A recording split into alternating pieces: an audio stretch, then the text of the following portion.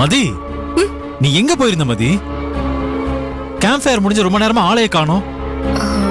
நான் அப்படியே கொஞ்ச தூரம் நடந்து போயிட்டு வந்தேன். என்ன என்ன மதி சொல்ற? இந்த காட்டுக்குள்ள தனியா நடந்து போயிட்டு வரியா? ஆமா ஆதி. என்ன விளையாடுறியா? ஆமான்னு சாதாரணமா சொல்ற.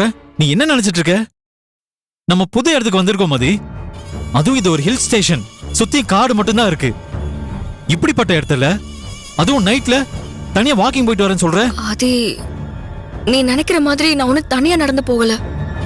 பக்கத்து ஃபேமிலில மகான் ஒருத்தவங்க இருக்காங்கல்ல, அவங்க கிட்ட பேசிக்கிட்டே கொஞ்ச தூரம் நடந்து போயிட்டு வந்தேன். அவங்க ரொம்ப நல்ல கேரிங்கான டைப்பா தான் இருக்காங்க. அவங்க என்ன டைப்பா வேணா இருக்கட்டும் மதி. அவங்க கூட நீ போனது தப்பு. அவங்களுக்கும் நமக்கு ஏற்கனவே பிரச்சனை நடந்திருக்கு. அதை நீ மறந்துட்டியா? இங்க வந்து நம்ம கூட கேம்ப் ஃபயர்ல கலந்துக்கிட்டா உடனே அவங்க நமக்கு வேண்டியவங்க ஆயிடுவாங்க. இப்படி எல்லாம் முன்ன பின்ன தெரியாதவங்க கூட தனியா போறதெல்லாம் சேஃப் இல்ல மதி. புரிஞ்சுக்கோ. இனிமே நீ எங்கேயாவது போகணும்னு நினைச்சா என்கிட்ட சொல்லு, நான் கூடவே வரேன். மகள்லயும் இதேதான் சொன்னா. நீங்க 2 பேரும் ஒரே மாதிரி யோசிக்கிறீங்க. மதி, நான் என்ன சொல்லிட்டு இருக்கேன்? நீ எதுக்கு இப்ப மகிழ்னி என்னை கம்பேர் பண்ணி பேசுற? நீ நினைக்கிற மாதிரி நாங்க 2 பேரும் ஒரே மாதிரிலாம் இல்ல. எப்பவோ வேற வேற மாதிரி யோசிக்க ஆரம்பிச்சிட்டோம். என்ன உன் விஷயத்துல அவ உன் மேல அக்கறையா இருக்கா, ஆனா அவளை விட அதிகமா நான் உன் மேல அக்கறையா இருக்கேன். ஏன் நீ என் கழுத்துல தாலியை கட்டியிருக்கே, அதனால அப்படி சொல்றியா?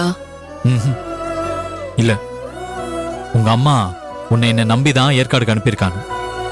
உன்னை பத்திரமா பாத்துக்க வேண்டியது என்னோட பொறுப்பு மதி. அதனாலதான் அப்படி சொன்னேன்.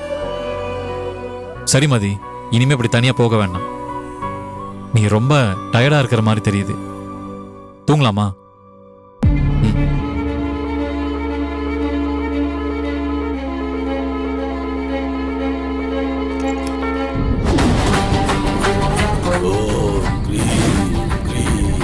ஸ்வாகா ஓ மந்திய ஸ்வாகா.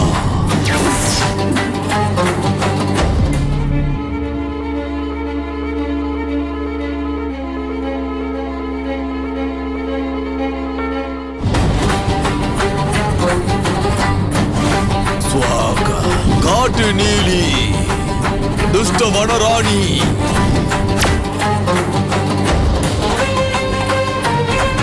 ரங்க ரங்க சிங்க ரங்க ஆகாஷிய நவகிரீம் துஷ்ட பூத பிரேத சண்டாய சதாயோ.